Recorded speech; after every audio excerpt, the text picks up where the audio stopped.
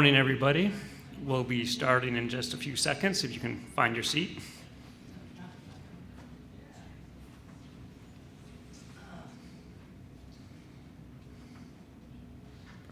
Okay, my name is Taylor Gray. I work with Tacit Elements based out of Fredericton, New Brunswick, and myself and my colleague Sarah, who's here at the front table, will be co-facilitating this event. So if you have any questions throughout the 2 days, please don't hesitate to flag us down. To start, I would first like to begin by acknowledging that we are in Mi'kma'ki, which is the traditional territory of the Mi'kmaq people.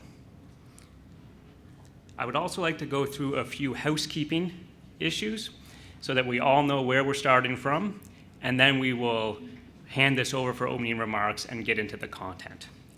First and foremost, I want to draw our attention to the title, and particularly one word within that, and that today has been structured very purposefully as a seminar and not a conference. So as a seminar, we are looking to optimize engagement between all stakeholders. We have some information to share with you, but more importantly, we're looking to get information, insight, opinions, thoughts, challenges from everybody so we can explore it together. We are not expecting to develop solutions over 2 days, but we are looking for a collaborative exploration of the topic. So that's why it's structured as a seminar. If you do not participate, my colleague and I are going to keep needling you to participate. So it's a lot more enjoyable for all of us if you just jump right into this event. That being said, a summary report will be produced within 3 to 4 weeks after this event, which we will explore the themes that were raised in the discussion. This summary report will be shared with everybody who is here and everybody who's on a digital participation, which I'll speak to more in just a second.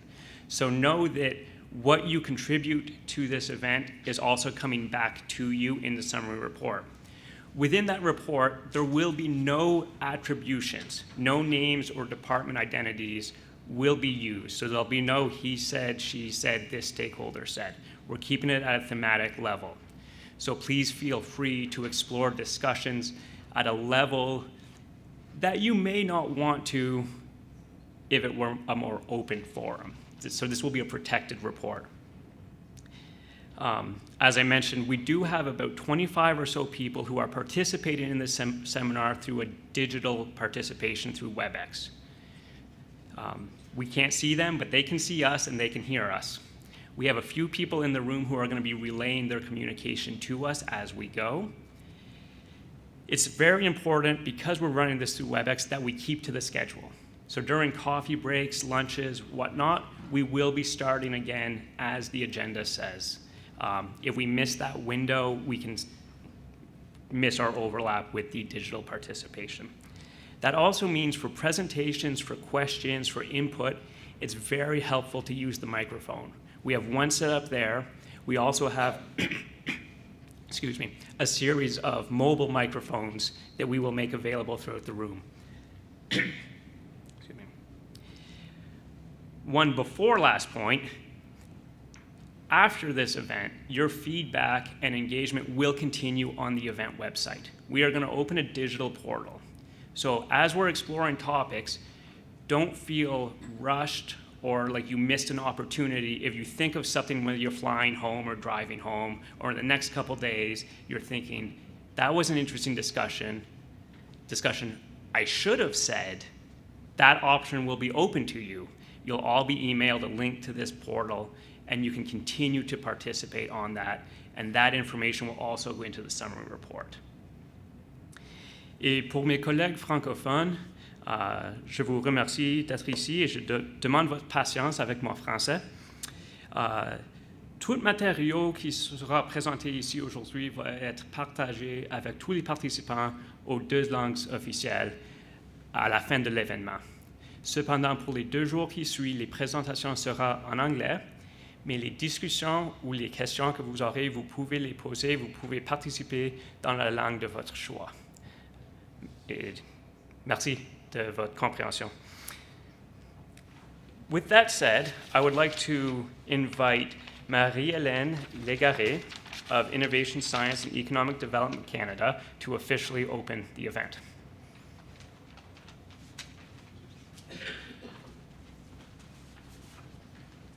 Thank you. So, welcome everyone to the Atlantic Regional Seminar on Digital Skills and the Workforce of the Future. Bienvenue à tous et à toutes au séminaire de l'Atlantique sur les compétences numériques et de la main-d'œuvre de l'avenir. My name is Marie-Hélène Légaré. I'm with the Department of Innovation, Science and Economic Development, Canada and Ottawa. And I'm joined today by my colleague, Moana Pongo, who is the Director of Policy and Economic Analysis at le ministère de l'Économie, de la Science et de l'Innovation du gouvernement du Québec. And together, Moana and I are co-chair the Federal, Provincial, and Territorial Working Group on People and Talent. And I'll discuss a little bit of what that is so that you get a bit of context as to why we're meeting today. But I wanted to say that I'm very pleased to be here with you in beautiful Halifax. It's actually a nicer day today than it was when I flew in yesterday. So this is great. C'est un grand plaisir d'être avec vous aujourd'hui ici. Thank you for joining us. Many of you have traveled, drove in, or flew in. So thank you for taking the time to be here. I think it's going to be an interesting conversation, and I'm looking forward to our exchanges over the coming 2 days. I want to thank our local host in Halifax. They've been instrumental in making sure that this event takes place. You've all seen the agenda. We have a few keynote speakers and panelists as well. I think it's going to be, again, very interesting conversations that we'll have. I wanted to point out that we'll have Heather McLean joining us. She's the head of the Cybersecurity Workforce Development Strategy at CyberNB, making a presentation today. We also have Dave Robitaille, Director of Corporate Citizenship and Corporate Affairs at IBM, and Colin McKay, Head of Public Policy and Government Relations from Google Canada. So we'll hear from our keynotes lots of interesting things, and we'll get their key insights into both the current state of play and also the future of digital skills in Canada. And I look forward as well to the group discussions that we'll have later tomorrow. But first, just a bit of context about the People and Talent Working Group that Moana and I co-chair. So 18 months or so ago, in November 2016, federal, provincial, and territorial ministers met and agreed that they would work collectively and collaboratively to undertake some work to advance shared priorities. They've identified focus areas, and one of them is people and talent, with the objective of growing the economy and also creating jobs. Our working group was struck. Other working groups were also struck on different topics. But on the work of people and talent, we've been asked to identify specific actions that would be related to issues such as access to top talent and also better equipping Canada's workforce with the skills needed to embrace change. Our particular focus has been on the development, attraction, and retention of highly qualified people, increasing experiential learning and promoting learning in the workplace, increasing STEM enrollment, and also promoting digital skills, which provides, of course, the impetus for this seminar and for bringing all of us together today. And given the diverse range of perspective present, we hope to come away with some key insights to actually bring back to the FPT table and also just, inform the broader discussion on digital skills that is taking place right now. In that regard, some of you may have heard that the federal government just launched a national digital and data consultation. This was, I think, a week or so ago. There will be roundtables taking place over the coming months, and we hope that conversations taking place today will also inform that broader conversations taking place nationally. These consultations will focus on specific themes, including skills for the modern economy, which I think is very topical to what conversations we'll have today and tomorrow, and also fostering Canadian data and digital leadership, as well as trust and privacy. So with that said, I think we have a unique opportunity today to address some of the key challenges that we all face, but also share some best practices and insights on those topics. C'est une occasion unique pour nous de participer à une conversation qui est à la fois une dimension régionale, mais aussi une dimension nationale. I'd like to thank you again for joining us, and I look forward to hearing your thoughts. And with that, I'll turn to Moana who will say also a few words on behalf of the FPT Working Group. Thank you. Merci.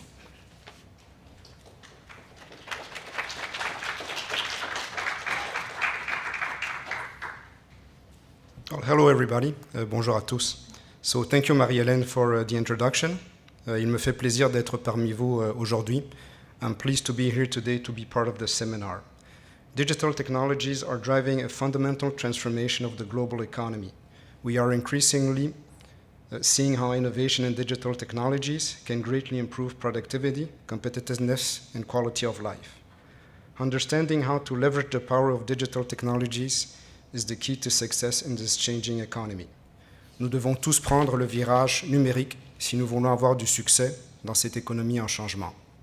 I'm looking forward to hear from you and participate in discussions on how we can together raise the bar. On my part in Quebec, the provincial government has taken important measures to capitalize on this transformation. Last December, the government of Quebec launched the Quebec Digital Strategy. This strategy defines a vision for Quebec's transformation into a fully digital society. La stratégie numérique du Québec se veut un projet de société mettant le numérique au service des gens et du bien commun.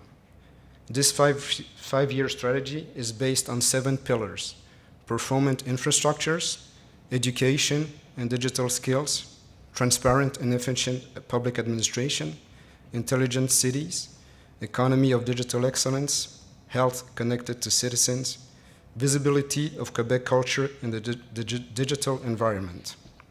Broadly, the strategy is about ensuring that more citizens have access to digital tools and are trained on how to take advantage of those technologies in their personal and professional lives.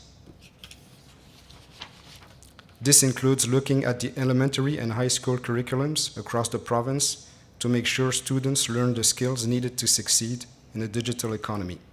Our hope is that it will help us adapt to the profound changes brought on by the new digital economy and position us as a leading economy now and in the future. I'm looking forward to hearing about the strategies and best practices in the Atlantic region and learning more about some of the trends, challenges, and approaches at the regional and organizational levels. C'est une occasion d'apprendre les uns des autres et de mieux saisir les enjeux qui nous touchent tous. As Dr. Gray mentioned, key takeaways and findings from the seminars will be summarized into a report. We will bring these findings back to our federal, provincial, and territorial table for further discussion with the intention of providing concrete recommendations to ministers. Once again, thank you very much for joining us. Merci beaucoup et bon séminaire.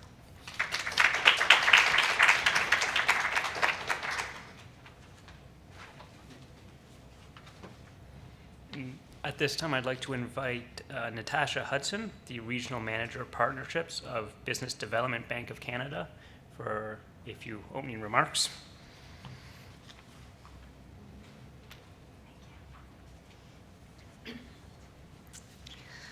Hello, everyone, and good morning.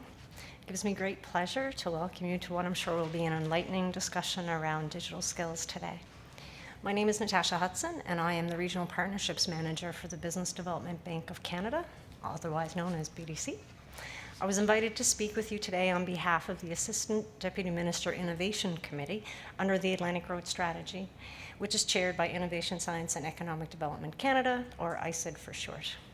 Sarita Maddox of ISED couldn't be here today, and she sends her regrets. ISED is a federal government department whose mandate touches on all areas of the economy, from improving conditions for investment to improving Canada's innovation performance. The portfolio ISED leads is just as wide-ranging as its mandate. It's actually made up of 17 federal departments and agencies, including BDC, where I work, and regional development agencies like the Atlantic Canada Opportunities Agency, or ACOA. That portfolio focuses on 4 key areas, one of which is innovation through science and technology. The federal minister responsible for this portfolio is the Honorable Navdeep Bains, who led the development of the government's Innovation and Skills Plan. That plan, which was announced in the 2017 federal budget, aims to create new jobs and business opportunities by making Canada a world-leading center of innovation. Innovation, as I'm sure you would all agree, is crucial for any country and any region's economic development. That point has been recognized by federal, provincial, and territorial governments across this country. In fact, a lot of work has already been underway in the region right here in Atlantic Canada, all in an effort to spur our economy through innovation. I believe that the Atlantic Growth Strategy is one initiative that's been particularly successful in advancing that priority. The strategy is an action plan that the Government of Canada and the governments of the 4 Atlantic provinces launched back in July 2016. This level of cooperation between the 2 levels of government is unprecedented and has led to a number of initiatives being implemented, such as the Atlantic Immigration Pilot, the Atlantic Trade and Investment Growth Strategy, and the expansion of the Accelerated Growth Service, just to name a few. The strategy's goal is to stimulate the region's economy by focusing on 5 strategic pillars or priorities. They are skilled workforce and immigration, clean growth and climate change, trade and investment infrastructure, and of course, innovation. In fact, the innovation pillar of the Atlantic Growth Strategy is focused on developing actions to foster greater business innovation. It has supported the scaling up of small firms, technology transfers, the commercialization of research, and the generation of new ideas in areas like information and communications technology, bioscience, aquaculture, and clean technology, while also spurring value-added opportunities in traditional and emerging industries. The Assistant Deputy Minister Innovation Committee, or ADM Innovation Committee, also falls under the Atlantic Growth Strategies initiatives. As many of you know, the ADM Innovation Committee is made up of senior officials from ICID, ACOA, the National Research Council, BDC, the National Science and Engineering Research Council, Employment and Social Development Canada, and the 4 Atlantic provinces. The committee has been working hard to advance a number of areas that fall under innovation, like digital skills. In fact, we've set up a working group on big data analytics to increase the adoption of data analytics in the region. Some of you may have attended events hosted by that group over the last year. I think the value and benefits of the federal and provincial government's focus on innovation and digital skills is already evident, as it has resulted in the launch of some pretty great initiatives and programs across the country and indeed across our own region. ICID's CanCode program is one such initiative. In the Atlantic region, 2 projects are receiving $2 million through the CanCode program to help both students from kindergarten and grade 12 and their teachers to learn coding and digital skills. All in all, that program will invest $50 million to teach youth across our country the skills they need to be prepared for the jobs of today and the jobs of tomorrow. As well, entrepreneurs in Atlantic Canada have received over $140 million in financing in the first year of a 2-year, $280 million financing package launched by BDC to assist the region's SME businesses pursuing growth in information and communications technology, agri-food, ocean technology, and tourism. BDC's $280 million financing commitment for Atlantic Canada represents a $100 million increase in the bank's normal lending volume for these targeted industries. We can all agree that digital skills like coding are vital to building Canada's innovation economy. These skills are increasingly in demand in the job market, and learning them at an early age can encourage post-secondary enrollment in STEM fields, which in turn leads to better job prospects. Innovation applies to everything and can help drive all sectors of the economy. I think it's important that we never lose sight of that reality. I'm told the next speaker will be providing us with a lot of valuable insight regarding the state of digital skills in our country. So I'll wrap up, as I'm very much looking forward to hearing Dr. Taylor Gray's presentation. Thank you for allowing me to share some thoughts today, and I do hope that you enjoy the seminar. Thank you.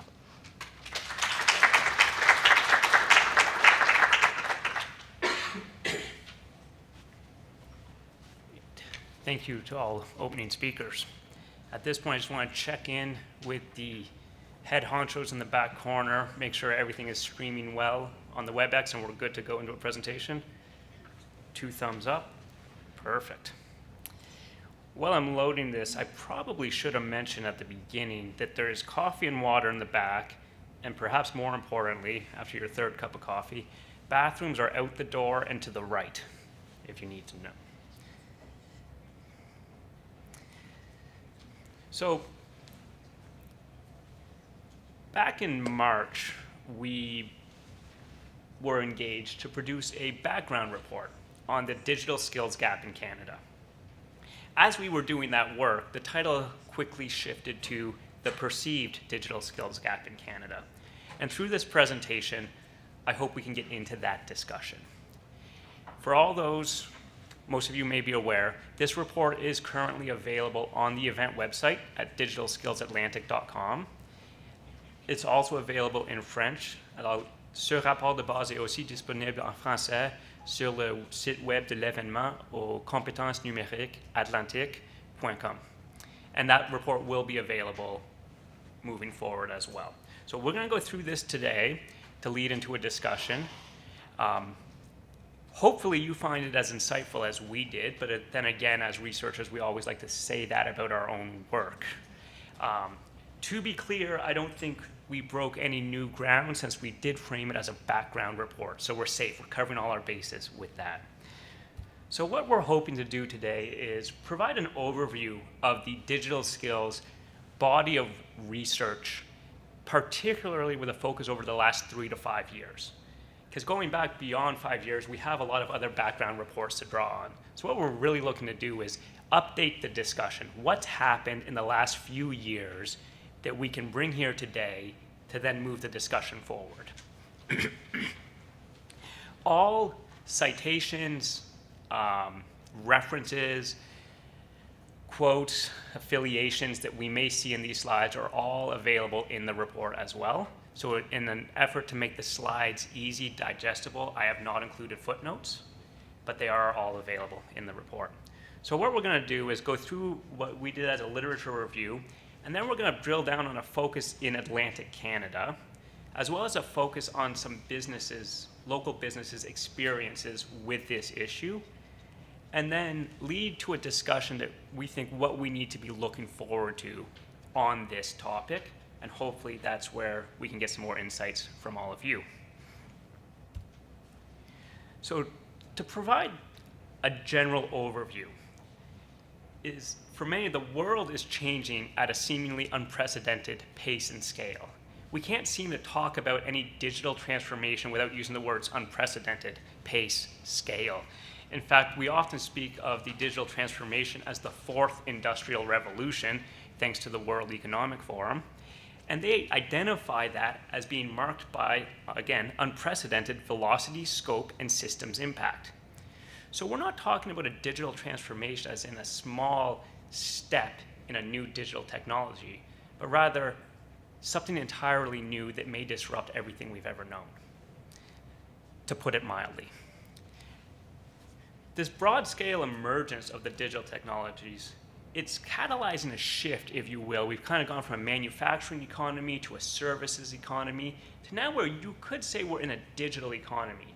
Although we're still providing manufactured products and we're still providing services, we're doing it increasingly in a digital medium, or at least intermediated by digital technologies. So in Canada, as well as beyond, this is a global discussion, although we are focused very much in Canada as well as Atlantic Canada, as we'll see later on. But in Canada, we experience this digital transformation daily. I'm assuming everyone in this room, and again, I'm assuming, but I think it's pretty safe, works in some way or another with a computer. If not, I apologize. If there's someone in here who does not have access to a computer, I am sorry for bringing that up and reminding you about that. But we experience this, and we're part of the digital transformation in Canada. In fact, you could even say we're part of being among the global leading cohort of nations. And we see great promise from this.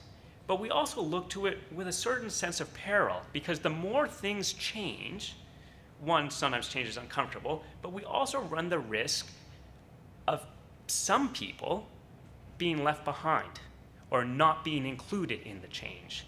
And that's what we want to get to.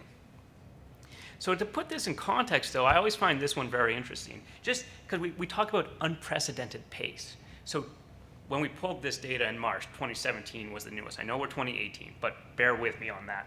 10 years ago, in 2007, these were our top 5 global publicly traded companies in the world by market value. So Industrial and Commercial Bank of China, China Mobile, General Electric, Exxon Mobil, and PetroChina. In that list of 5 biggest publicly traded companies in the world, we have one that you could consider as an ICT company, which would be China Mobile. The others are finance, engineering, and oil and gas. Fast forward 10 years to 2017.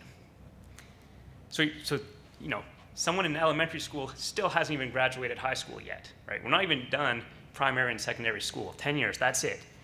Top 5 companies in the world by market valuation: Facebook, Amazon, Microsoft, Alphabet, and Apple. And Alphabet is Google, of course. Just had to change their name for legal reasons. No big deal. That's shocking that in 10 years, the global economy can shift to that degree. Data is more valuable than oil, effectively. And that's the digital transformation we're talking about. And that's where we want to make sure Canada is at the forefront of this discussion. So a fundamental interest is, how is this digital transformation affecting, how has it affected, how is it continuing to affect, and ideally we can figure out how it will affect the Canadian workforce. Because as I said, in the transformation, there's always the risk of people being left behind or not included. And in this particular focus, that's the workforce. The people who want to contribute to the economy, who want to be productive. How do we ensure that level of inclusivity? So the primary concern is the emergence and development of what we call a digital skills gap. So a digital skills gap. And this would be wherein the skills required by the digital economy are emerging and or changing faster than people's ability to provide them. So it's not necessarily just you don't have the skills. Maybe you have skills, but now skills have changed again and again and again and again. Can you keep up with that pace? How do we build a structure, a culture that lets us get through this idea of a digital skills gap? And the secondary concern that we're interested in this discussion is about the nature of the digital skills gap. Because it's easy to say there's a digital skills gap, so let's train digital skills. What's not so easy is to understand, is the digital skills gap uniform across the world? Is it uniform across the country? Is it uniform across all people? Or is it experienced differently in different communities, different regions, different education levels, different personal backgrounds? Right? We can speak of digital skills like it's just this one cohesive change, but is that how people experience it? So we want to know more. One, how can we understand a digital skills gap? And two, how can we really understand the nature of this gap so that we can craft responses that are applicable in the real world and not just for me on a slideshow? So that's what we want to get into.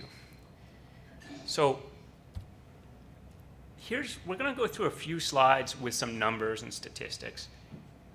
This is the last 3 to 5 years of the information, the research, which is fueling the discussion that, because make no mistake, the discussion is we have a digital skills gap. Now that's the popular discussion. Does the research support that? Does the data support that? That's what we're exploring. And if it does, what can we do about it? So we're going to go through some of the research. So according to the ICT Development Index, which is put together by the International Telecommunications Union, which is a specialized agency of the United Nations. So I know that's a really long acronym. Point being, it's supposed to be an unbiased source of global data.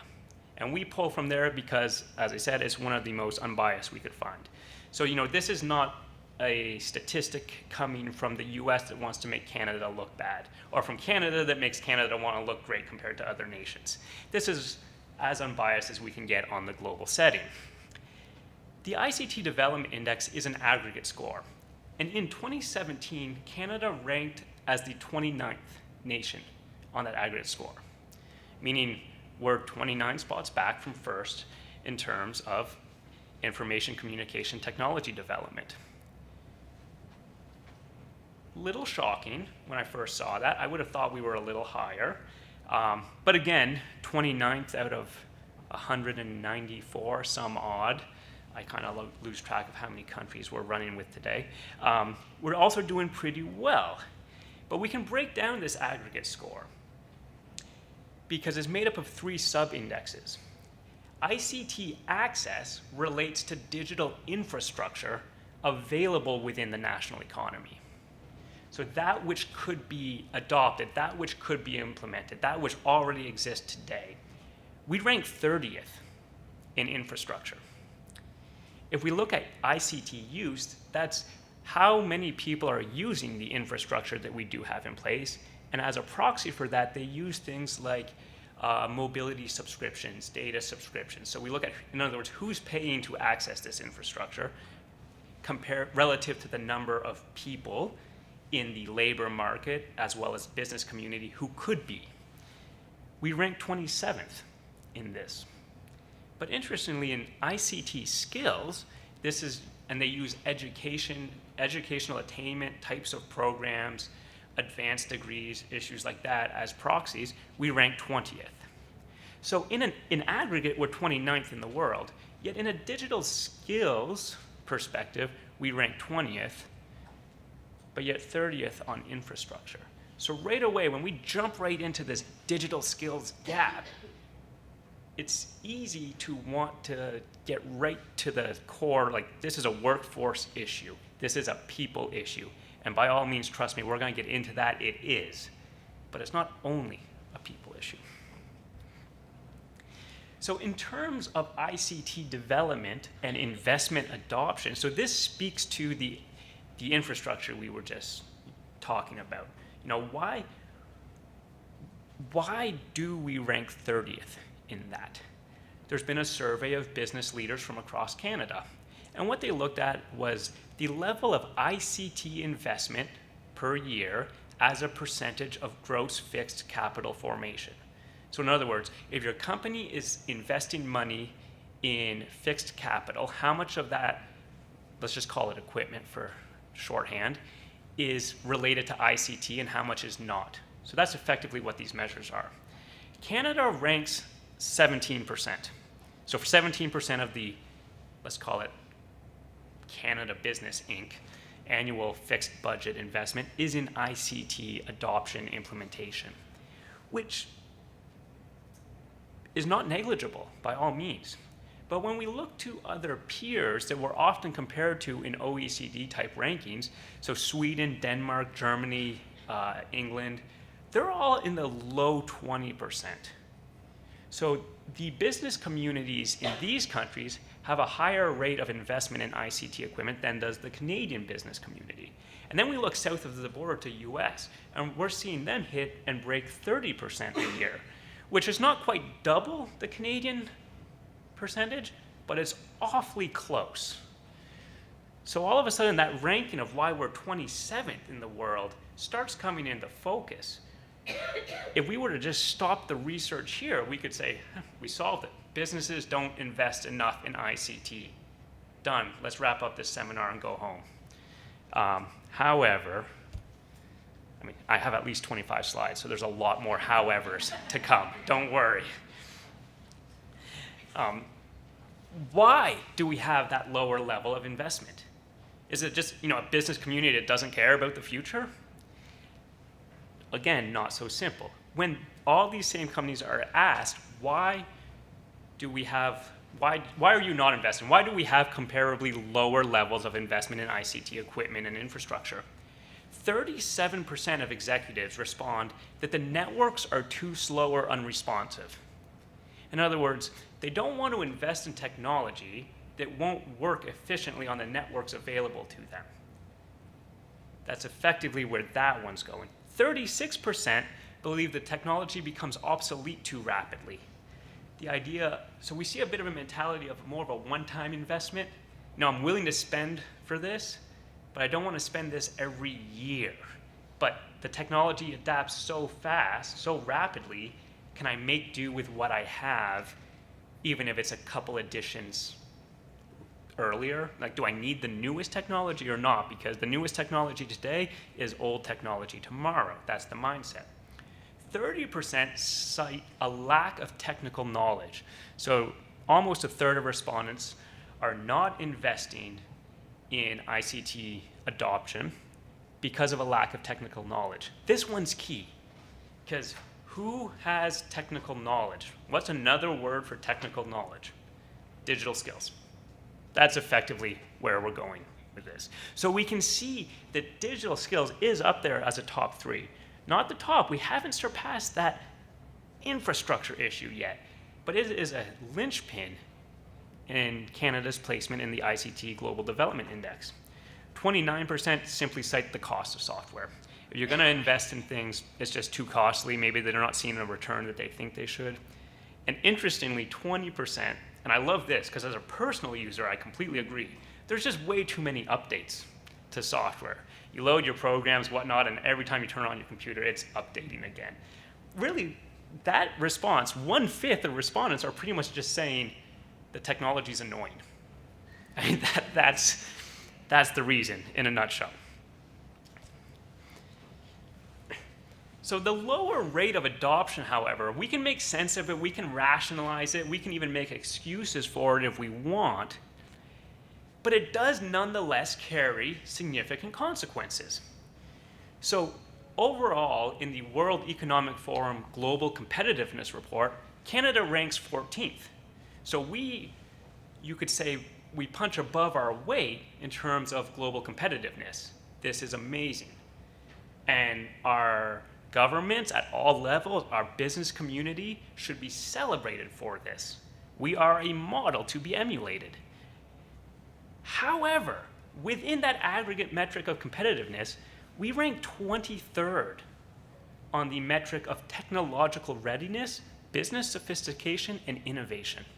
That's our lowest ranking metric in that whole system of global competitiveness.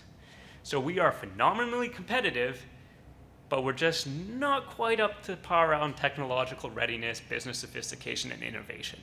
That carries consequences. Because, I mean, there's a variety of ways of how you can calculate it. This one's actually coming from the Conference Board of Canada.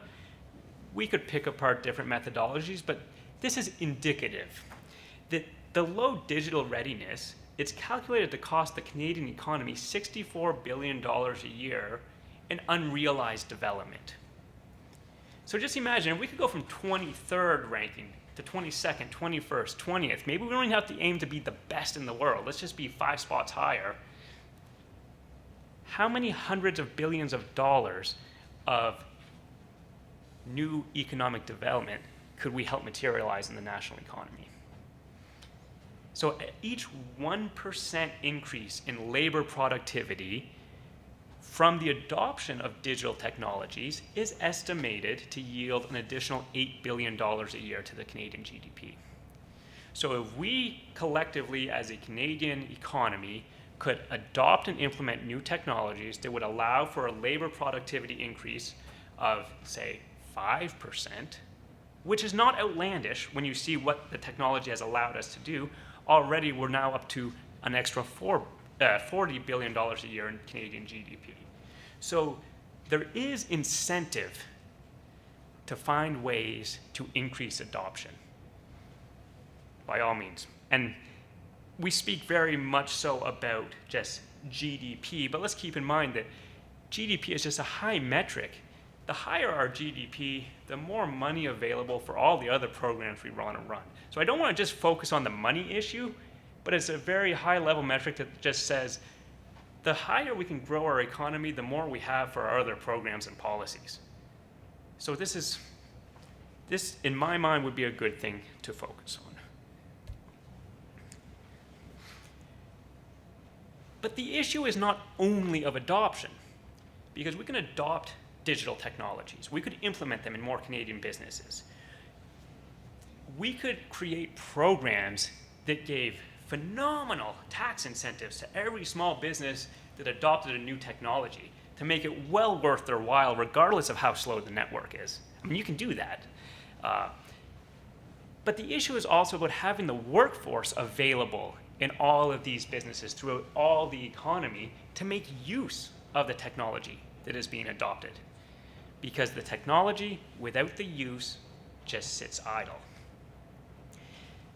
And now we're going to get more into the workforce, because 34% of Canadian employers last year report difficulties filling employment vacancies. And these are significant difficulties. I'm not talking about posting a job ad and you don't have the applicants you want within a week. We're talking about having to change business structure because you cannot get the workers you need.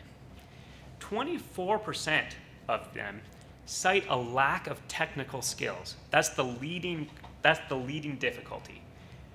That for the job vacancies they have, they cannot find people with the appropriate technical skills. Interestingly, 21% just can't find applicants, period.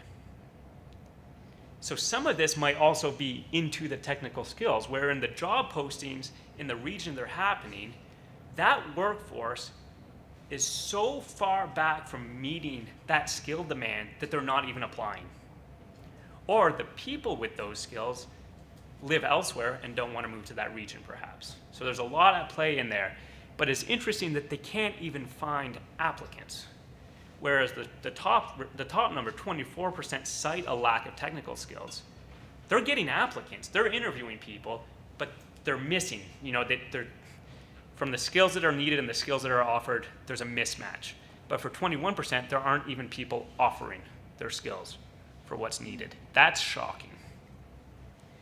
55% cite finding appropriately skilled workers, so what we're talking about, as their number one workforce challenge. So finding the right workers is more of a challenge than employee retention, payroll, benefits. Well, it's about finding the right people. That's the number one workforce challenge. Interestingly, and now again, we're talking to corporate executives, 60% attribute this to a lack of collaboration between industry and academia.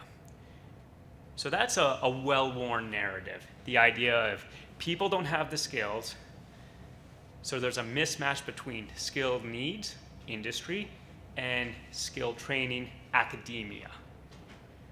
But as we'll discuss over the couple days, is that relationship the prevalent one we should be focusing on today? I mean, it certainly was over the past century.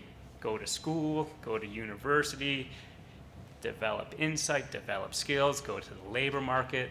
Is that pathway the only one we could be following? Are there others to be explored? But right now we point to that very quickly as a reason for this situation. Excuse me. So across Canada, it's estimated that 75% of all organizations, from your lowest, smallest mom and pop shops to the largest enterprises, need employees with what are called essential digital skills and information processing skills. Having done this research, I think that number is an underestimate. I have not spoken to a single business that did not in some way need basic or essential digital skills. So that 25% that in theory doesn't need essential digital skills, I don't know where they are, but that's what the research said. So that's the number that's there, but I want to put an asterisk next to it.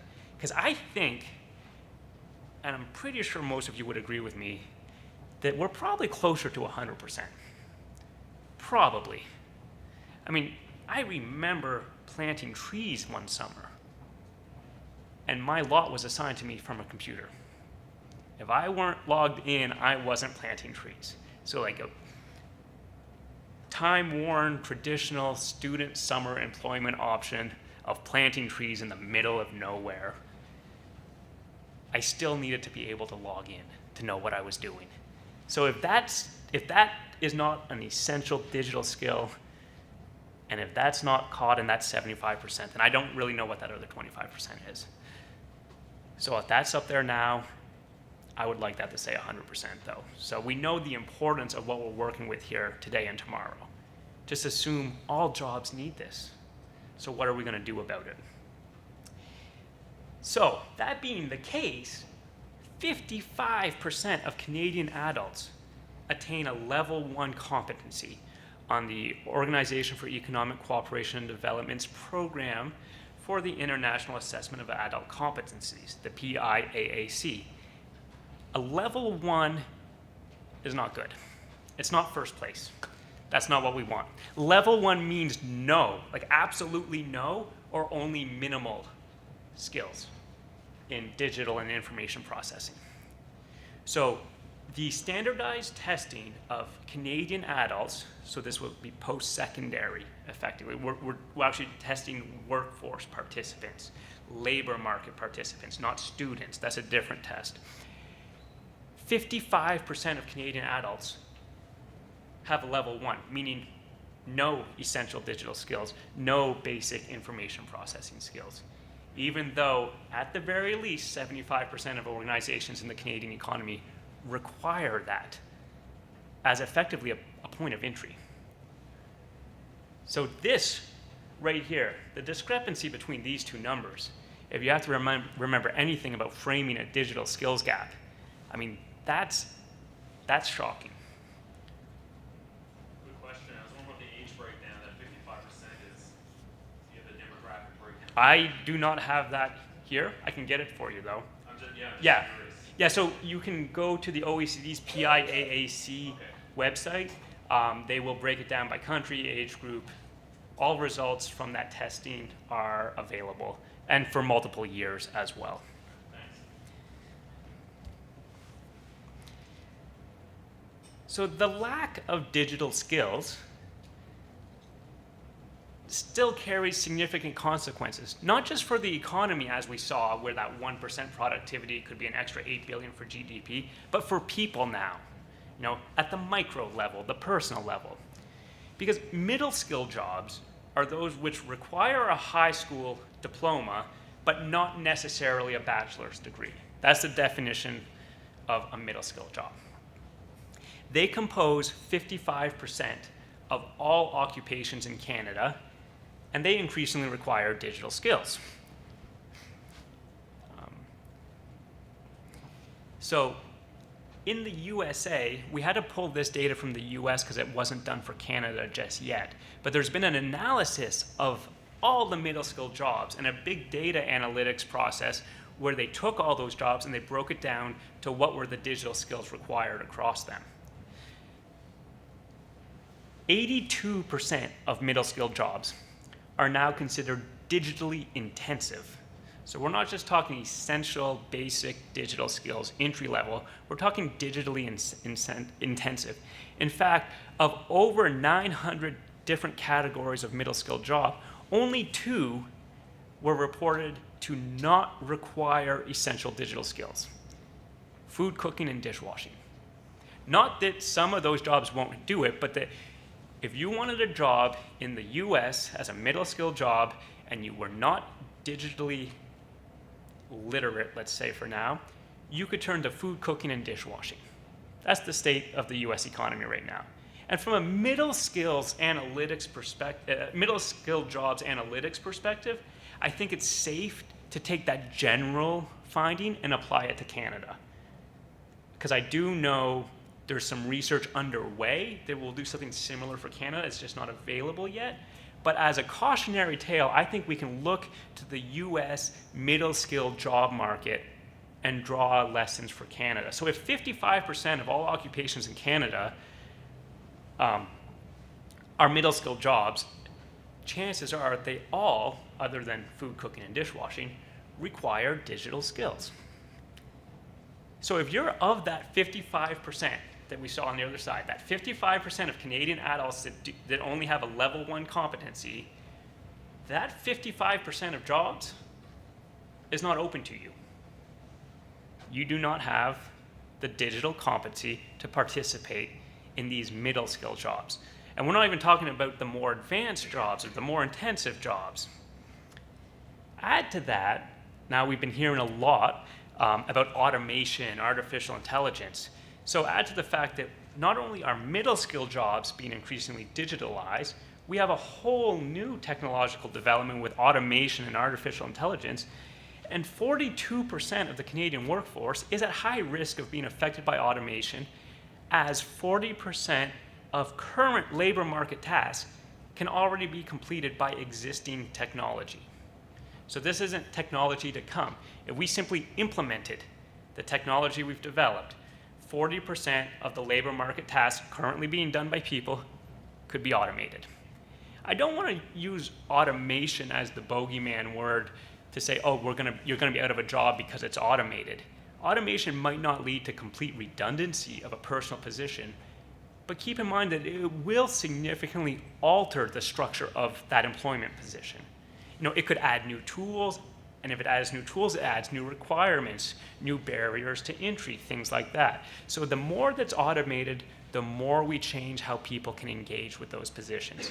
And we might go from what would be an entry or a mid-skilled job now to a very professional, high-end, high education, high requirement job, simply because we've added that technology. And we have the technology to already do that. So as scary as this is for me as a Canadian, who also has a one-year-old son, so I'm hoping you guys can all find answers to this, because I figure I've got about 25 years left before, I have to say, you're educated, time to go. Canadian executives appear to be relatively less concerned about this situation than their global peers.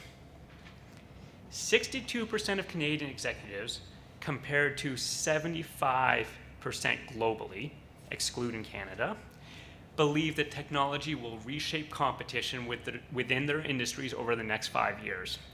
That's a 13% discrepancy.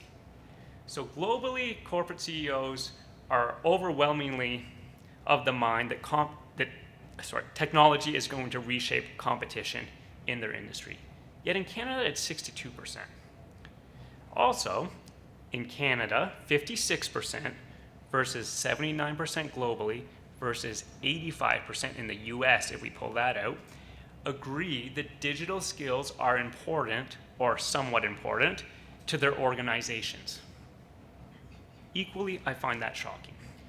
Speak to an American CEO, you're most likely, 85%, going to hear that digital skills are important within the organization. Speak to a Canadian CEO, and it's a flip of a coin. Maybe it's important, maybe it's not. This internet thing, maybe it's just a fad. Let's see what happens. 64% Canadian versus 78 global and 83 US have actually already adapted their human resource strategies to reflect skills and employment structures for the future. And here the future is defined as that 5-year timeline that competition through technology is going to be changing. So this raises some very important questions, which I by no means am going to pretend I have the answers to, but I'm going to ask them anyways, and you guys can think about them, we'll talk later. Are Canadian firms exposed to a muted level of competition? On that top rate, 62% versus 75% believe technology will reshape competition. Are our firms somehow protected from competition a little bit? Are we more internally focused to the Canadian economy, less globally exposed? Or maybe the Canadian business landscape has complete faith in events such as this, that as things happen, it's going to be taken care of. We have an FPT roundtable and an Atlantic growth strategy is on the task. Don't lose sleep over it.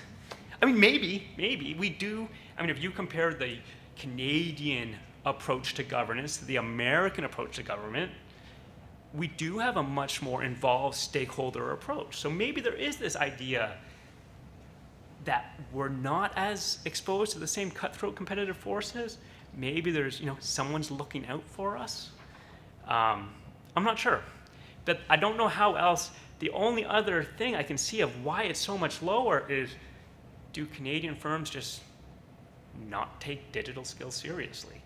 But I've spoken to so many firms, and I can't believe that. But then again, that's anecdotal. This is large survey respondents, yet Canada comes much lower, so we're not concerned, apparently. And to put the landscape of the digital skills gap in context, let's just consider, here's a survey of global executives. Now the results, I cannot pull out what's Canada, what's other countries. So this is an aggregate for all global, Canada included. 90% of these executives do consider that digital transformation is important to their strategy. So 90% believe with this simple statement.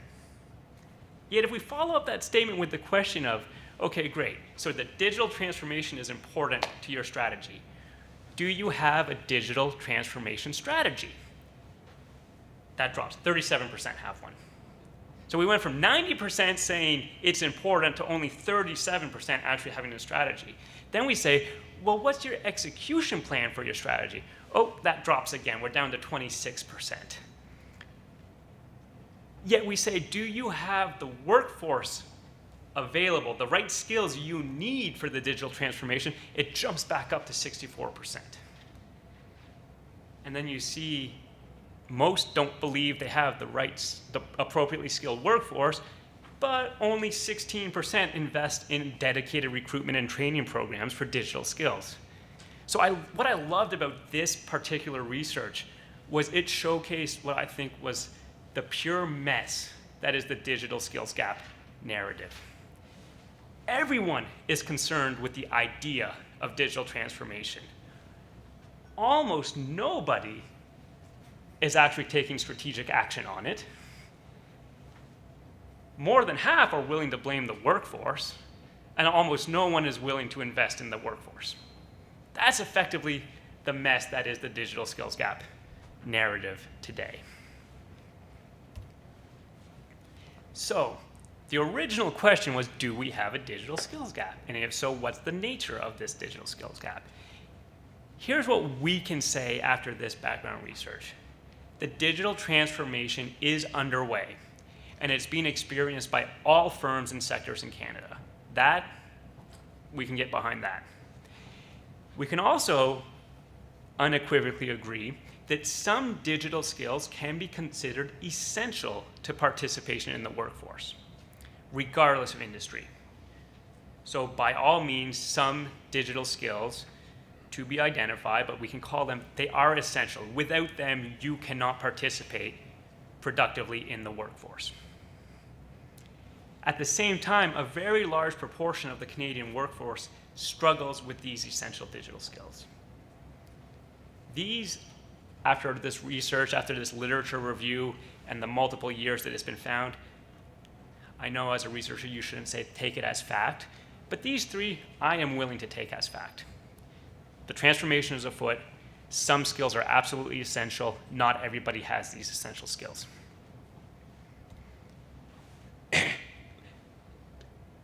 What I'm not ready to take as stated clear fact, however, is that we simply have an actual digital skills gap, period. We definitely have the data to support the perception of a digital skills gap in Canada. In fact, all those studies, speaking to all those corporate executives, does say it's, they do believe this. But that's kind of where the data ends, that they believe this. What we're missing, what we noticed was not in the research anywhere that we could pull from, was we had no shared understanding or terminology of digital skills. Because if I ask you, is there a digital skills gap? Yeah, okay, I can buy that. Okay, please identify which skills you have trouble fulfilling in your employment needs. Which skills are not being applied to their full productive quotient within your organization. Those questions have not been asked yet, because those are very different questions, and they require a shared understanding and terminology of digital skills. Because when I say, Robin, I'm going to pick on you for just 1 second, okay? I want you to say the first skill that comes to mind when I say digital skills. Coding. And chances are, when you're doing this research, when you're speaking to surveys, that's likely what comes to mind. But is that the terminology? Is that the shared understanding? Because if I go to a corporate executive and say, do you have a skills gap in coding? Yes or no is a very different question than, do you experience a digital skills gap? So that research hasn't even come out yet.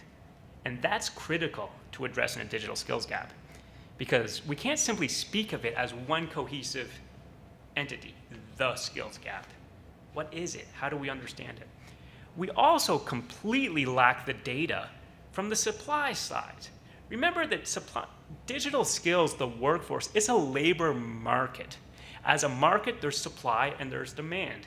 Up until now, all the slides I've shown you, which is the last 5 years of research, has all been skills demand. In other words, what businesses want. None of it has come from the world of what do people have to offer. We don't know. So is there a digital skills gap? I don't know, because I cannot actually tell you right now what skills are retained by workers within the Canadian economy. I know what skills employers want. I know which ones they're claiming to go unfilled. But that doesn't necessarily mean employees don't have them, because some of that could also be the structure of employment.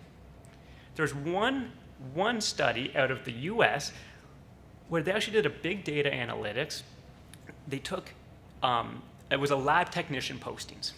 There was considered to be a skills shortage because these jobs across all regions were left unfilled for more than 3 months. So it was assumed there's a digital skills gap in these lab tech postings. And that was fueling policy for years. An economist out of MIT broke down all those job postings, not just on skills, but the structure of employment. 75% of those unfilled jobs were night shift. So there's 2 ways to look at those unfilled positions. Do we have a shortage of lab tech skills, or do we have a shortage of insomniacs?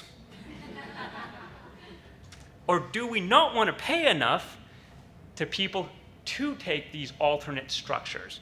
So it's easy to look at an unfilled vacancy. It's easy to look at labor market demand and say, okay, the supply's wrong. The supply's missing. It's a gap. We have no data on this, on the other half of the relationship. We also completely lack the data to support the corporate executives' opinions. Again, you're running a large company. I come to you to ask you a question. Why do I come to you? Because it's an elegant methodology. You are one person in your company that can speak for the entire organization. Brilliant. I'm going to get all my information from you because I can do it in an hour. So, do we have a digital skills gap? Oh, absolutely. Okay, great. Thanks for your input. This will go into my research now. We don't know what that person means by digital skills gap, but we also don't know, is what they're replying, is it part of an anxiety?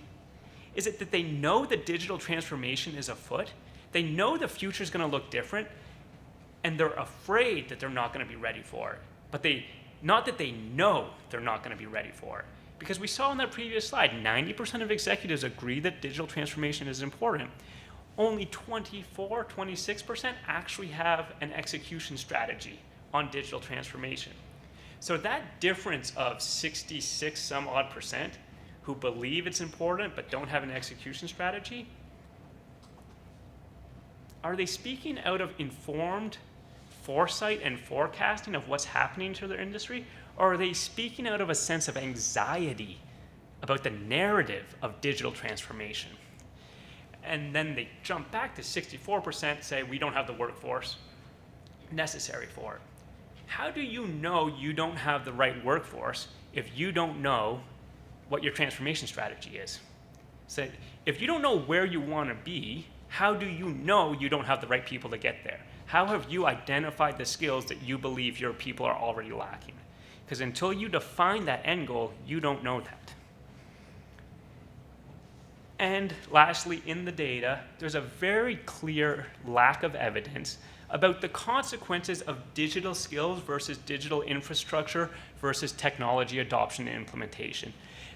It seems much of the discussion has just subsumed everything about the digital transformation and said it's about skills. But we saw on the opening couple slides, Canada actually ranks higher on digital skills and education than it does on digital infrastructure. So I just want to put this in there because we need to remember that. So to get to the shared terminology, and we have some colleagues here who will be presenting this afternoon who are really going to get into this. we brought up the idea of just basic digital skills. Those skills intermediated by digital technologies which are required to operate and or engage the productive elements of business functions and processes across a broad distribution of industry sectors. So think of basic digital skills as just that which you need to work productively in the economy, no matter where you are in the economy. That, I am willing to say, we have a skills gap in Canada, a digital skills gap of basic digital skills. I think the research, the data supports that. Absolutely, we must take action. We can also then break down the advanced digital skills. So these are skills intermediated by digital technologies which are required to operate or engage the productive elements of business functions specific to particular industry sectors and or to develop new productive processes. So think of the advanced digital skills as the innovative, the leading edge of innovation. We don't have data to say necessarily, I'm not saying we don't have one, we can't say that we have an advanced digital skills gap. Because the thing about the advanced digital skills is this is what's pushing the digital transformation. And if we don't know how that's actually going to be applied, if we don't study what that means for the economy for the next 10 years, how do we know how those innovations will affect the workforce? And that ties us back to digital intelligence, which is something we've introduced because we think it's very important in this discussion. And digital intelligence is the ability to be aware and informed of developments and transformations in digital technologies and to understand the consequences of these in relation to the broader economy or your specific market position. So digital intelligence would be the ability of a corporate executive when asked, what do you think about the digital transformation? Not to just be like, well, we're behind we're so far behind on this, but to actually say, well, I've seen these new technologies come out. They're not actually applicable to our industry. I'm not worried about that. Or these ones are applicable to our industry, but our workforce is almost there, so I'm actually not worried about that. Or these, we don't see that in any of the interview data, that level of digital intelligence which allows people to understand the digital transformation and make informed decisions. So what I want to get to now in all of this is a focus on Atlantic Canada because we're in Atlantic Canada. So we're going to use data from the national ICT sector to see how's the impact on the workforce in Atlantic Canada. So if we look at the national information communication technology sector, you could characterize it as being more multicultural, more highly educated, and younger than the general workforce, and highly concentrated in Ontario. So 47% of the national ICT sector employment is in Ontario, 3.6% of that national sector is in Atlantic Canada. Over half of this 3.6% is in Nova Scotia itself. The ICT sector in Ontario, responsible for over $34 billion in 2017 in GDP, Atlantic Canada 3.4. So the national ICT sector is being led by Ontario right now. Atlantic Canada is, I don't want to say too far behind because that's a qualitative judgment, but we have room to grow. So if we look at Ontario, if we want to be a workforce like Ontario, we should be multicultural, educated, young. Unfortunately, we are not young, and we are getting older faster than the steps of time, it seems. I don't know how that works. But on your far left, that's the Canadian average. Your orange bar is 15 to 29, yellow bar 30 to 49, green bar 30 to 64. We pulled this data from StatsCan and we just broke down the average 15 to 64, the workforce ages, into tiers. So we could see who's entering the market, who's mid-market, who's senior market. That's the Canadian average. As you see, the Canadian average, we have a lot of people in that mid-career section. That's typically your highest productivity. That's wonderful. And you see that drop for the Atlantic region. Well, the green bar jumps higher and higher, particularly Newfoundland and New Brunswick. So we can't reverse aging. So that's something we have to keep in mind about the digital skills gap in Atlantic Canada. We're also significantly less multicultural than Ontario. Multicultural is used, the term is being used as a euphemism effectively in the studies we pulled from as a code word for immigration.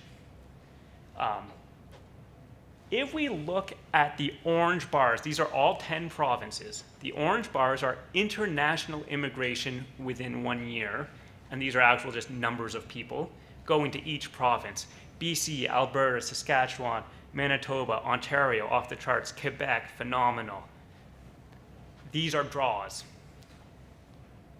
New Brunswick, Nova Scotia, PEI, Newfoundland.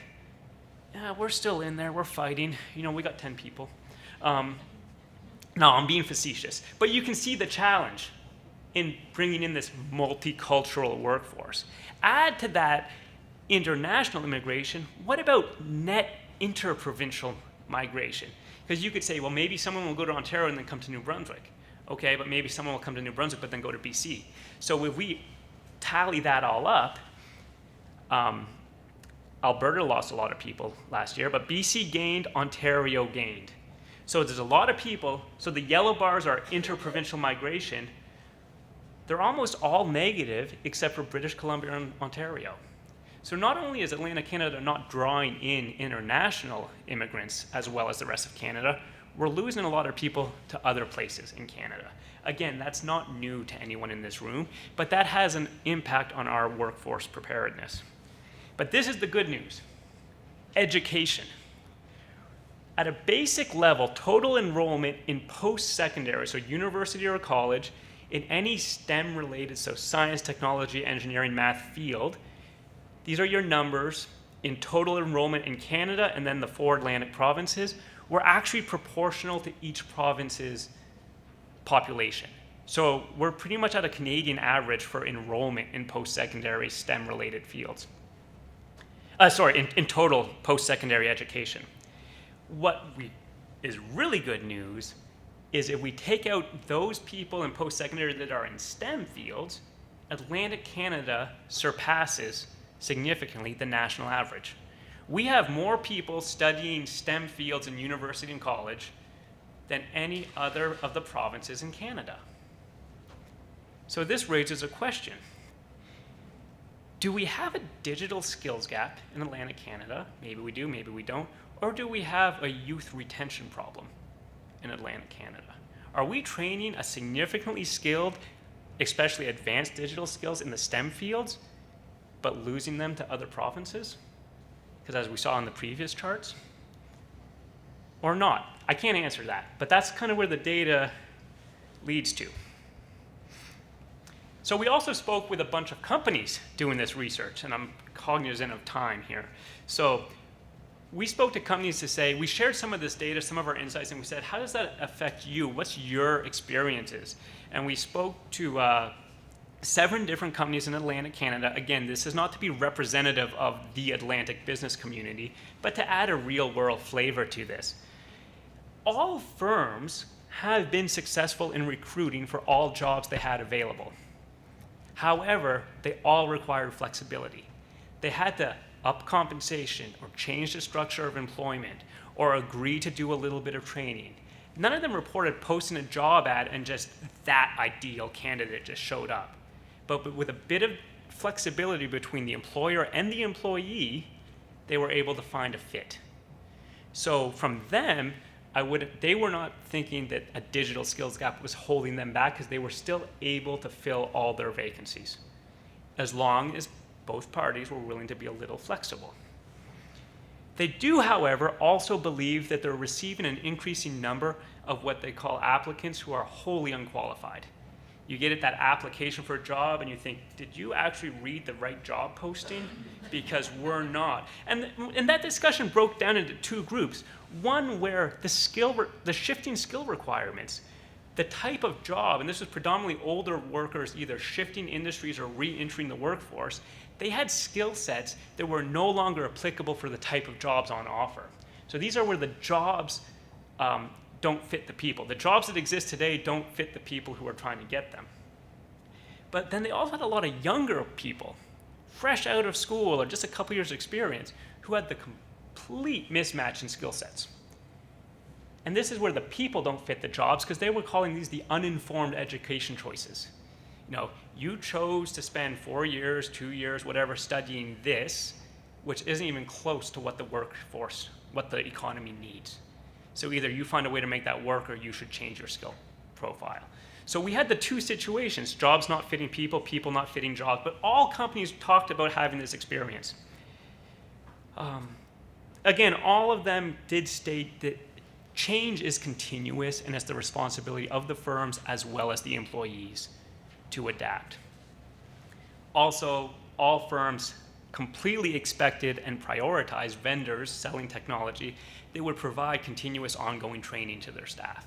So no longer is it just about making investments in technology, it's about making investments in technology with training support. So that's something to keep in mind. So now, is the training the responsibility of the firm, or is the training the responsibility of the technology providers? In all the firms we spoke to, they all did some form of employee training or upskilling when necessary, but on a complete ad hoc, personalized basis. None of them had structured, identifiable programs that said, here's our employee education program.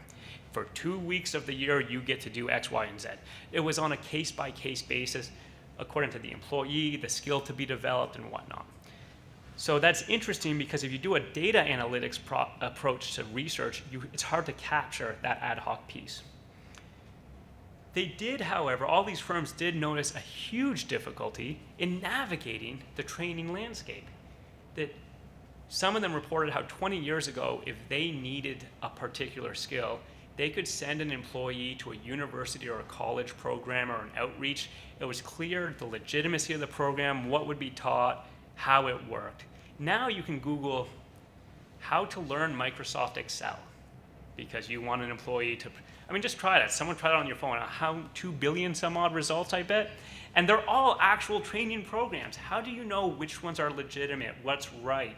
How are they well structured? Are you going to get what you want out of it? So these firms are noticing training needs, but they're drowning in the options out there, and they don't necessarily have the same credibility signals that we used to have. You knew if something came from an accredited university, there was a base standard of quality which would be guaranteed. What happens now in a landscape, because you can have some phenomenal private sector training providers, and the next website down is a scam. And if you don't know someone who's done one of those two programs, how do you know that? All the firms spoke to training the more complex of the basic skills or the advanced skills. None of the firms said they were ever training essential digital skills. And when I pointed this out to them, I said, what about that situation? And they said, oh, I guess in that case, that person wouldn't even be shortlisted for an interview. It was just assumed that the essential skills were in place. Firms' training practices were more about advancing their innovation, advancing their productivity. It was assumed that the people applying for jobs would just have the basic skills. So looking forward, for the rest of the next 2 days, I hope to really get into this conversation. We need to remember the digital skills gap, the discussion, is an issue of supply and demand, hiring firms as well as workers. So how can we bring the data together on both of those, get a better handle for this? The research and discussion to date is completely hindered by absence of shared definitions. We all need to be able to say the words digital skills and know exactly what the other person's thinking. Because already, that title of this seminar went out, and you all would have thought immediately, you understood the words digital skills, and you would have assumed what we were going to be talking about. That's an assumption that can get in the way of good policy, good programs, good training options. We need to know what skills, where, how are they used, what does this mean, and act on it. The other is developing digital intelligence. Maybe it's a skill, maybe it's not. I don't know what to call it. But the idea of, as the world is changing, How do we make sure everybody understands these changes so they don't just feel anxiety? How do we know, because the more anxiety we feel, the more popular narrative, I mean, how many people have ever thought, you know, in 10 years my job might be gone because of artificial intelligence, right? Like some people, I'm sure you've thought of that at the office. How much do you actually understand how artificial intelligence works? Because there's a lot of research out there that says stuff we read in the popular media isn't even possible with the technology we have. I mean, like, that's not even what artificial intelligence does, but yet the narrative has just swung so far to the apocalypse, the coming machines, and all this. That's digital intelligence, to know what's real, what are the implications, what are the consequences, and then make informed decisions. Also, we have to be careful about the hegemony of ICT data. It's easy when talking digital to just quickly think coding, computer development, design, construction, software, networks. Digital skills are not necessarily about the ICT sector. It's rather the application of skills across all sectors as intermediated by digitalization. So we have to be careful not to run down this rabbit hole of ICT focus or only look at ICT data to see where the problem is. Digital skills are economy-wide across all sectors. Skills and infrastructure are completely inseparable. If you don't have the infrastructure, you have nothing to apply the skills to. If you don't have the skills, the infrastructure sits idle. We can't talk skills if we're not also talking infrastructure. STEM and advanced digital skills. It's easy to push STEM, it's easy to push the advanced digital skills. Those are the headline stories we read about, and those need to be pushed for innovation. We also have to remember, however, the more we advance digital skills, the more STEM we put out, the more we innovate within our own economy, the more we risk creating that gap in the basic digital skills, the one we know we have, the essential digital skills. The more we do in advanced digital skills, the more we do in STEM, the faster the digital transformation progresses. So we have to be aware, the more that we promote this within our regional economies, we're actually accelerating the digital transformation. So we could say, let's make Atlantic Canada a STEM hub. That's great. What do we do with the workforce that is predominantly old, lesser educated, monocultural, not ready for it? Are we going to have a disruption and just say, sorry, workforce 1.0, meet workforce 2.0. You're done, you're in, hit the road. We have to be aware of that because we can promote STEM, but there's consequences. Also, the culture of learning. We have to get beyond this idea of, I went to school, I got my skills, good to go. What the culture of learning will be, it's easy to say it needs to be lifelong learning. That's great, absolutely, but that's also a cliche. What does that mean? What's the structure behind it? What's the guidelines to it? What is this culture and how do we make sure society adopts it? And the other is business culture, and I'm going to finish on this because doing this research, we speak of business as if it's one entity. You know, people are eager to say, well, industry doesn't support skills training. Really, industry. That's right, because all of us who run small businesses at night, we all get together at a clubhouse and agree on exactly what we're gonna do. No, there's no such thing as just business, as industry. Every company has its own culture. It has its own structure and its own strategy. At one end of the spectrum, you have what we could call the skills-centric. These are businesses that want skills, and they're really annoyed that those skills are tied up in a person, because that person is a cost. They want the skills, they don't want the person. We see them all the time. You see about boycotts for this company because they don't treat their employees right. That's because they don't want those employees. They don't want the people. It just happens to be that the people hold the skills. And at the other end, you have the people-centric companies that are willing to train and invest, and the people are families, so to speak. So you have these two business cultures, and you have this whole sea of possibilities along the spectrum where all the different businesses can fit. So when we talk to businesses for research perspective, it's very helpful actually to try to position their culture along the spectrum so that you can contextualize the results. Because a digital, a skill-centric and a human-centric, person-centric culture, they speak of digital skills gap using the same language, but a very different perception. And if we don't remember that, we risk creating solutions for one end of the spectrum or the other. And that's, like I said, a risk. So I'm going to leave it there. That was far longer than I expected. I apologize. However, we have 5 minutes if there's any quick questions. But keep in mind, tomorrow we're doing breakout sessions, open forums. We're going to dive into all of this deeper. We have a panel discussion after lunch.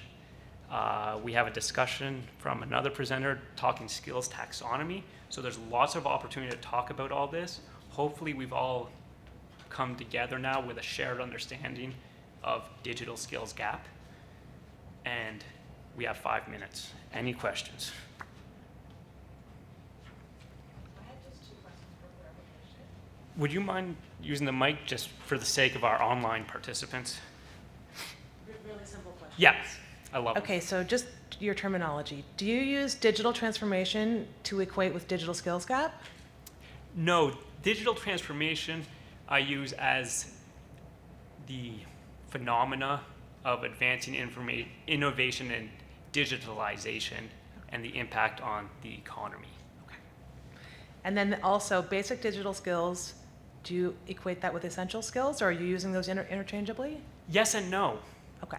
In concept, yes, I think you could. But I do know there's other taxonomies out there that use the word essential, and they actually have like specific skills identified within. We did basic, the word, much more broadly. Okay. So that maybe today, tomorrow, people can sort of, we just did a categorization, basic to advanced, to start thinking about how we should taxonomize skills.